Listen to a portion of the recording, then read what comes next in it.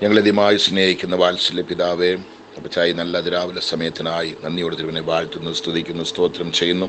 ഈ 8-ാം മാസം 31-ാം തീയതി അതിരാവിലെ സമയത്ത് ഇരുട്ടോട് നിൻ്റെ കുഞ്ഞുങ്ങളോട് ചേർന്ന് അല്പസമയം അപ്പച്ചൻ്റെ പാദപീഠത്തിലിരിക്കുവാനും ദൈവത്തെ സ്തുതിക്കുവാനും ദൈവത്തെ മഹത്വപ്പെടുത്തുവാനും അപ്പച്ചാ നിൻ്റെ പൊന്മുഖത്തെ ഒന്ന് തേടുവാനും നിൻ്റെ സന്തോഷത്തെ അനുഭവിക്കുവാനും രുചിക്കുവാനും ഞങ്ങൾക്കൊരു ഭാഗ്യം ദൈവം തന്നല്ലോ. ഈ കർത്താവേ, വർഷത്തിനുണ്ട് 8 മാസം ഈ അവസാനത്തെ ദിവസം വരെയിലും ഞങ്ങളെ നടത്തിക്കൊണ്ട് വന്നു. ഞങ്ങളുടെ ആവശ്യങ്ങളുടെ എല്ലാ മുഖത്ത് നീ ഉണ്ടായിരുന്നു. ഞങ്ങളുടെ എല്ലാ വിഷയങ്ങൾക്കും നീ ഞങ്ങൾക്ക് കർത്താവെ മറുപടി നൽകി.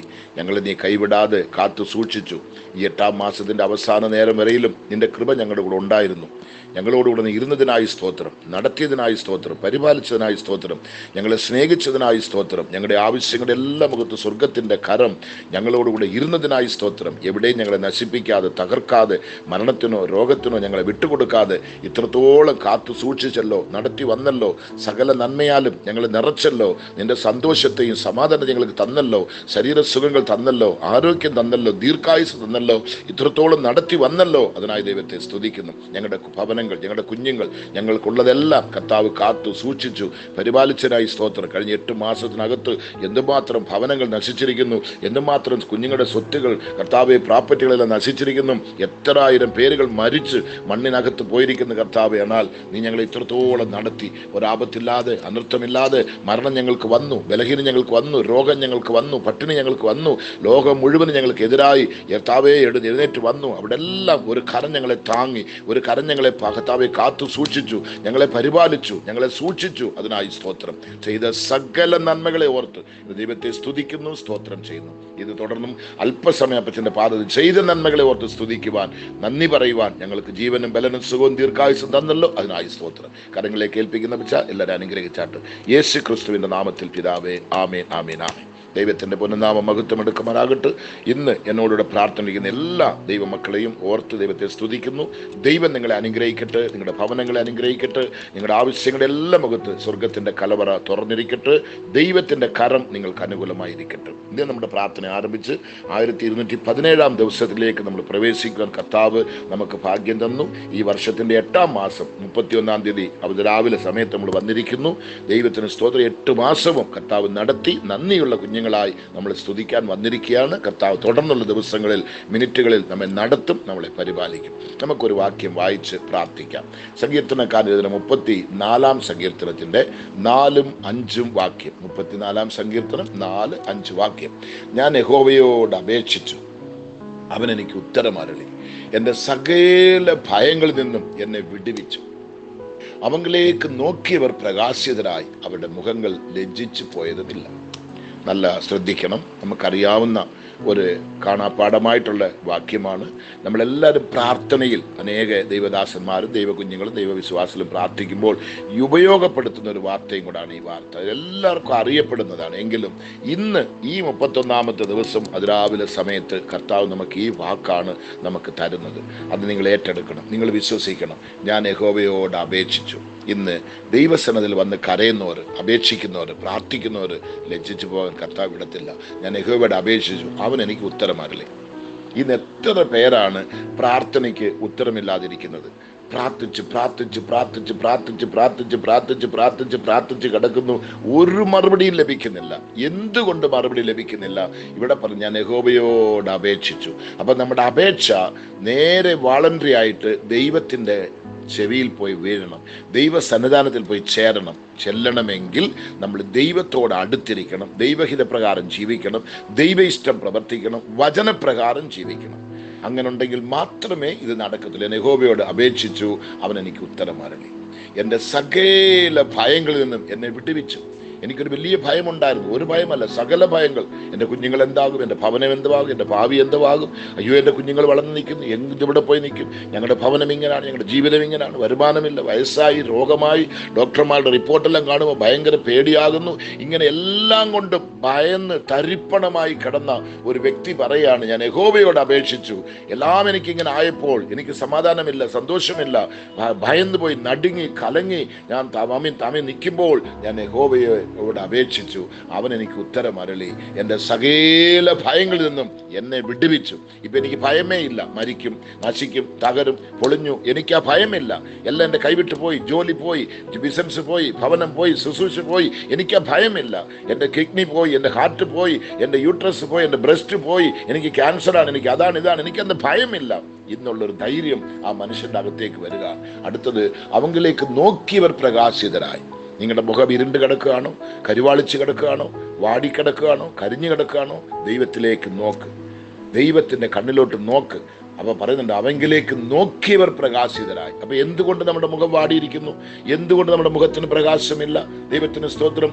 എന്തുകൊണ്ട് പ്രാർത്ഥനയ്ക്ക് മറുപടി ഒന്ന് മേലെ നമ്മൾ കണ്ട 4-ാമത്തെ വചനത്തിൽ, ഞാൻ യഹോവയോട് അപേക്ഷിച്ചു. അപ്പൊ അപേക്ഷ വോളണ്ടറി ആയിട്ട് ദൈവസ്ഥത്തിൽ പോകുമ്പോൾ മാത്രമേ അവിടെ നമുക്ക് സകല ഭയത്തിൽ നിന്നും ദൈവം നമുക്ക് വിടുതൽ തരത്തുള്ളൂ. രണ്ടാമത് നോക്കുമ്പോൾ, അവങ്കിലേക്ക് നോക്കിയവർ പ്രകാശിതരായി. അപ്പോൾ അവരിലേക്ക് നോക്കുന്ന ഒരു കണ്ണ്, ദൈവത്തെ കാണக்கூடிய കണ്ണുകൾ, ദൈവത്തെ കാണக்கூடிய കണ്ണുകൾ നമുക്കുണ്ടോ നോക്കണം. ഉണ്ടെങ്കിൽ അവിടെ എന്ത് പറയുന്നു? അവരുടെ മുഖം ലജ്ജിച്ചു പോയതില്ല. കർത്താവ്, അവങ്കിലേക്ക് നോക്കിയവർ പ്രകാശിതരായി, അവരുടെ മുഖങ്ങൾ ലജ്ജിച്ചു പോയതില്ല. നിങ്ങളുടെ മുഖം പ്രകാശിക്കും. നിങ്ങൾ ലജ്ജിക്കത്തില്ല, നിങ്ങൾ നാണിക്കത്തില്ല, നിങ്ങൾ നശിക്കത്തില്ല, നിങ്ങൾ മരിക്കത്തില്ല, നിങ്ങൾ തകർന്നു പോകത്തില്ല. നിങ്ങളുടെ സ്വത്ത് പ്രോപ്പർട്ടികൾ ഒന്നും തകർന്നു പോകത്തില്ല. നിങ്ങളുടെ ഭവനം തകരത്തില്ല, നിങ്ങളുടെ തലമുറ തകരത്തില്ല, നിങ്ങളുടെ ശുശ്രൂഷകൾ തകരത്തില്ല, നിങ്ങളുടെ ജോലി തകരത്തില്ല, നിങ്ങളുടെ കമ്പനി പൊളിയത്തില്ല. നിങ്ങൾക്കുള്ളതൊന്നും നശിക്കുവാൻ കർത്താവ് സമ്മതിക്കത്തില്ല. ഞാൻ യഹോവയോട് അപേക്ഷിച്ചു, അവൻ എനിക്ക് ഉത്തരം അരുളി, എൻ്റെ സകല ഭയങ്ങളിൽ നിന്നും എന്നെ വിടുവിച്ചു. അവങ്കിലേക്ക് നോക്കിയവർ പ്രകാശിതരായി, അവരുടെ മുഖങ്ങൾ ലജ്ജിച്ചു പോയതുമില്ല. നിശ്ചയമായി എഴുതി വെച്ചു, പ്രവചിച്ചു പറയാണ്, നിങ്ങൾ ലജ്ജിക്കത്തില്ല, നിങ്ങളുടെ ഭവനം തകരത്തില്ല, നിങ്ങളുടെ കുഞ്ഞുങ്ങൾ നശിക്കത്തില്ല, നിങ്ങൾക്കുള്ളതൊന്നും നഷ്ടപ്പെട്ടു പോകുവാൻ എൻ്റെ ദൈവം സമ്മതിക്കത്തില്ല. കർത്താവിൻ്റെ ദയവ്, കർത്താവിൻ്റെ മഹത്വം, കർത്താവിൻ്റെ കൃപ നിങ്ങളുടെ കൂടെ ഉണ്ട്. നിങ്ങളെ കർത്താവ് കൈവിടത്തില്ല. അപ്പം നോക്കേണ്ട പ്രകാരം പറഞ്ഞ, ഞാൻ യഹോവയോട് അപേക്ഷിച്ച അപേക്ഷ ദൈവത്തോടായിരിക്കണം. നമ്മുടെ പ്രാർത്ഥന വേറെ എങ്ങോട്ടും പോകരുത്, വേറെ ഒരു ഉദ്ദേശത്തോടെ പ്രാർത്ഥിക്കരുത്, മറ്റുള്ളവരെല്ലാം കേൾക്കാൻ വേണ്ടി പ്രാർത്ഥിക്കരുത്, എനിക്ക് എല്ലാവരേക്കാളും ഒത്തിരി നന്നായിട്ട് പ്രാർത്ഥിക്കാൻ അറിയുന്നു കാണിക്കാൻ വേണ്ടി പ്രാർത്ഥിക്കരുത്, മറ്റുള്ളവർ കേൾക്കാൻ വേണ്ടി ദൈവ സന്നിധാനത്തിൽ പോകണം. ഒരു വാക്ക് പറഞ്ഞാലും, 1 മണിക്കൂറാണാലും, 40 നാളാണാലും, 21 ആണാലും പ്രാർത്ഥന ദൈവത്തിന്റെ കാതിൽ പോയി വീഴണം. വിട്ടെങ്കിൽ മാത്രമേ ഉള്ളൂ മറുപടി അവിടെ ഉള്ളൂ. ഞാൻ യഹോവയോട് അപേക്ഷിച്ചു, അവൻ എനിക്ക് ഉത്തരം അരുളി. പ്രാർത്ഥനയ്ക്ക് മറുപടി പ്രാർത്ഥിക്കുമ്പോൾ തന്നെ ഉണ്ട്. ഉത്തരം നൽകി എൻ്റെ സകല ഭയങ്ങളിൽ നിന്നും എന്നെ വിടുവിച്ചു. ഇപ്പം ഞാൻ ഫ്രീ ആയി, ഹാപ്പിയായി, എനിക്ക് ഒരു പേടിയില്ല, ഒരു പ്രശ്നമില്ല, ഞാൻ നശിക്കത്തില്ല, എൻ്റെ ഭവനം നശിക്കത്തില്ല, എൻ്റെ കുഞ്ഞുങ്ങൾ തകരത്തില്ല, എൻ്റെ കുഞ്ഞുങ്ങൾക്കെല്ലാം നന്നായിട്ട് നടക്കും, എൻ്റെ ജീവിതമെല്ലാം അനുഗ്രഹിക്കപ്പെടും, എൻ്റെ ജീവിതം ഒത്തിരി സന്തോഷപ്പെടും. ആ ഒരു സന്തോഷമാണ് അവിടെ. എൻ്റെ സകല ഭയങ്ങളിൽ നിന്നും എന്നെ വിടുവിച്ചു. അവങ്കിലേക്ക് നോക്കിയവർ പ്രകാശിതരായി, അവരുടെ മുഖം ലജ്ജിച്ചു പോയതുമില്ല. എഴുതി വെക്കാൻ പറ്റുമോ? നിങ്ങൾ ലജ്ജിച്ചു പോകത്തില്ല, നിങ്ങൾ നാണിച്ചു പോകത്തില്ല. കർത്താവ് നിങ്ങളെ ഉപേക്ഷിക്കത്തില്ല, കർത്താവ് നിങ്ങളെ കൈവിടത്തില്ല. കർത്താവ് നിങ്ങളുടെ കുഞ്ഞുങ്ങളെ, നിങ്ങളെ മാനിക്കും, നിങ്ങളുടെ ഭവനത്തെ മാനിക്കും. നിങ്ങളുടെ ആവശ്യങ്ങളുടെ എല്ലാം മുഖത്ത് സ്വർഗത്തിൻ്റെ കലവറ നിങ്ങൾക്ക് തുറന്നിരിക്കും. ഒരു മനുഷ്യൻ്റെ അടുത്തും പോയി നിങ്ങൾ കൈ നീട്ടേണ്ട ആവശ്യമില്ല, ഒരു മനുഷ്യൻ്റെ മുന്നിൽ പോയി കൈകെട്ടി തലകുനിക്കേണ്ട ആവശ്യമില്ല. കർത്താവ് സ്വർഗത്തിൽ നിങ്ങൾക്ക് തരും. സ്വർഗത്തിൻ്റെ വാതിൽ ഒരുത്തിനെയും കൊണ്ടും അടയ്ക്കാൻ പറ്റത്തില്ല. ദൈവം തുറന്നെങ്കിൽ അത് തുറന്നത് തന്നെയാണ്. അത് ഒരുത്തിനെയും കൊണ്ടും അടയ്ക്കാൻ, ഒരു ഗവൺമെൻറ്റിനെ കൊണ്ടോ, ഒരു ഭരണകൂടത്തെ കൊണ്ടോ, ഒരു മനുഷ്യനെയും കൊണ്ടോ ദൈവം തുറന്നതേ അടയ്ക്കുവാൻ പറ്റത്തില്ല. ദൈവം നിങ്ങൾക്ക് വേണ്ടി തുറന്നിരിക്കുകയാണ്, നിങ്ങളുടെ കുഞ്ഞുങ്ങൾക്ക് വേണ്ടി തുറന്നിരിക്കുകയാണ്. അത്ഭുതങ്ങൾ നടക്കാൻ പോവാണ്. ഈ 8-ാം മാസത്തിൻ്റെ അതിരാവിലെ സമയം, 31-ാം തീയതി അതിരാവിലെ സമയത്ത് ദൈവത്തിൻ്റെ ആത്മാവ് വിളിച്ചു പറയുകയാണ്, നിങ്ങൾക്ക് കർത്താവ് സകലവും നന്മയ്ക്കാകെ ചെയ്യാൻ പോകുന്നു. നിങ്ങളുടെ കണ്ണുനീരിന് മറുപടി വരുന്നു, നിങ്ങളുടെ പ്രാർത്ഥനയ്ക്ക് മറുപടി വരുന്നു, നിങ്ങൾ ചോദിച്ചതിലും അധികമായി കർത്താവ് നിങ്ങൾക്ക് നൽകി തരുന്നു. നിശ്ചയമായിട്ടും ഈ ഭാഗ്യം നിങ്ങളുടെ ജീവിതത്തിൽ അനുഭവിക്കുവാൻ എൻ്റെ കർത്താവ് സഹായിക്കും. നിങ്ങൾ ക്ഷീണിതരായോ, നിങ്ങൾ തളർന്നു പോകാനോ എൻ്റെ ദൈവം ഒരു കാലത്തും സമ്മതിക്കത്തില്ല. നമുക്കൊന്ന് പ്രാർത്ഥിക്കാം. ഞങ്ങൾ അധികമായി സ്നേഹിക്കുന്ന ഞങ്ങളുടെ വാത്സല്യം നല്ല കർത്താവേ, ഈ നല്ല സമയത്തെയോ തപച്ച തിരുമനെ വാഴ്ത്തുന്നു, സ്തുതിക്കുന്നു, സ്തോത്രം ചെയ്യുന്നു. ഇന്ന് അനേക ഭവനങ്ങൾ ഭയന്ന് നടുങ്ങിക്കിടക്കുകയാണ്.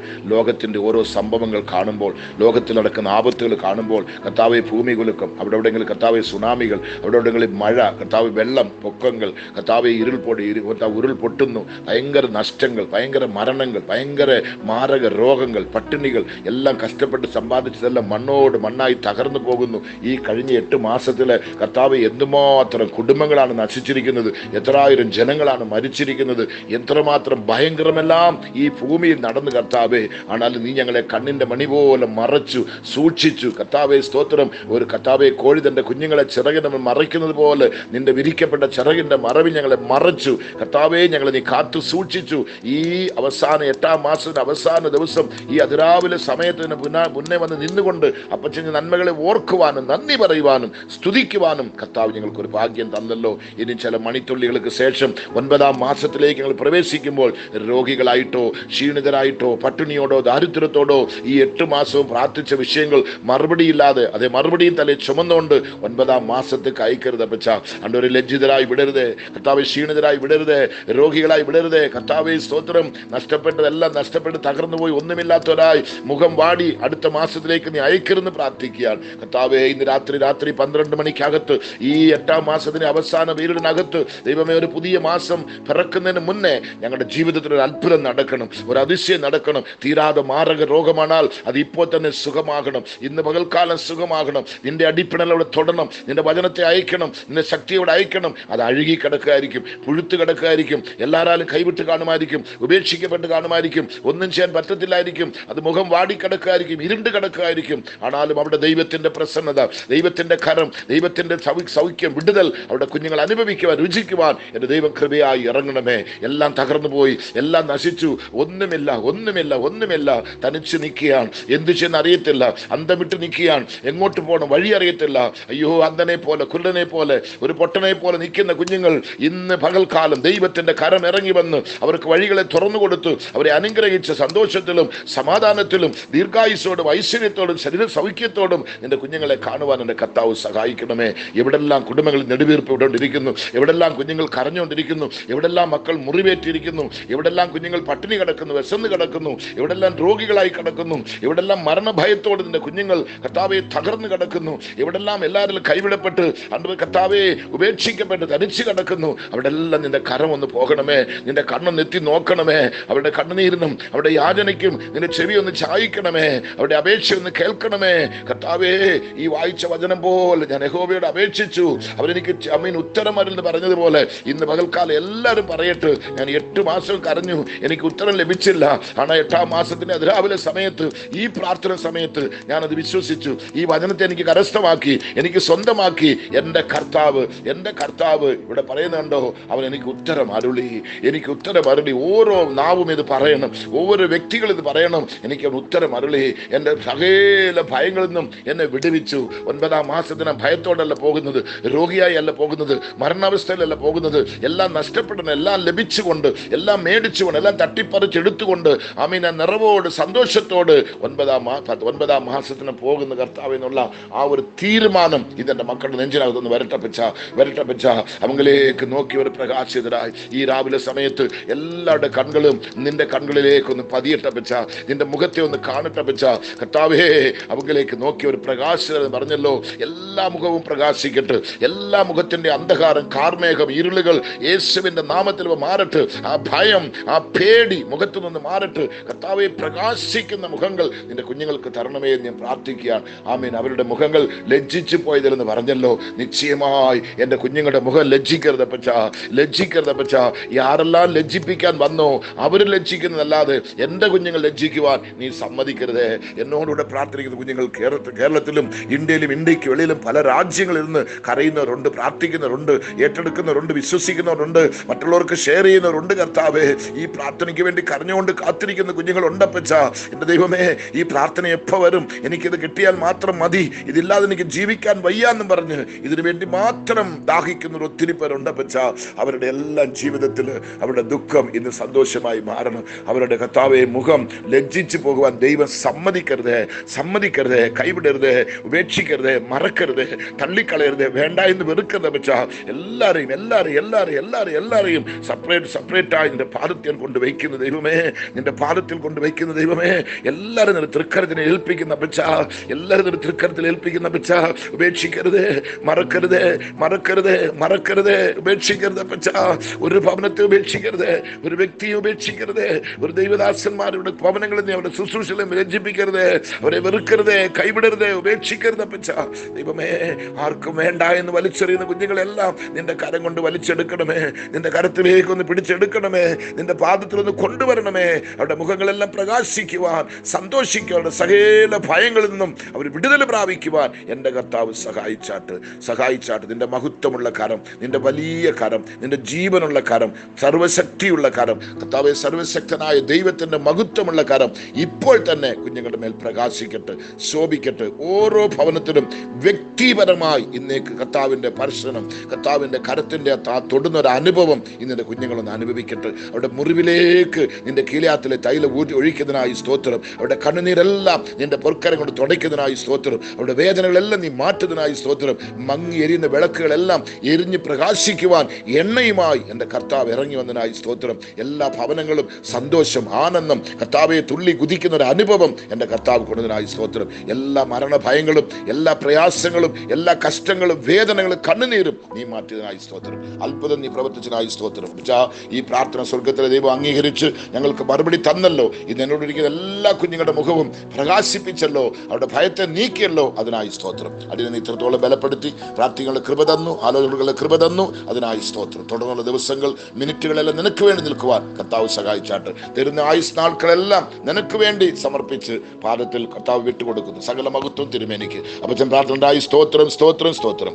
യേശു ക്രിസ്തുവിന്റെ നാമത്തിൽ പിതാവേ, ആമേൻ, ആമേൻ, ആമേൻ. പൂർണ്ണമായി വിശ്വസിക്കുക. ഇനി ചില മണിത്തുള്ളികൾ മാത്രമേ ഉള്ളൂ ഈ മാസം നമ്മളെ വിട്ടു പോകാൻ. അതിനു മുന്നേ കർത്താവ് നിങ്ങൾക്ക് അത്ഭുതം. 9ാം മാസത്തിലേക്ക് കാല് വയ്ക്കുമ്പോൾ നിങ്ങൾ അത്ഭുതരായിട്ടാണ് പോകാൻ പോകുന്നത്. കർത്താവ് അത് ചെയ്യും. വിശ്വസിക്കുക, ഏറ്റെടുക്കുക. Okay, thank you. ഗാഡ്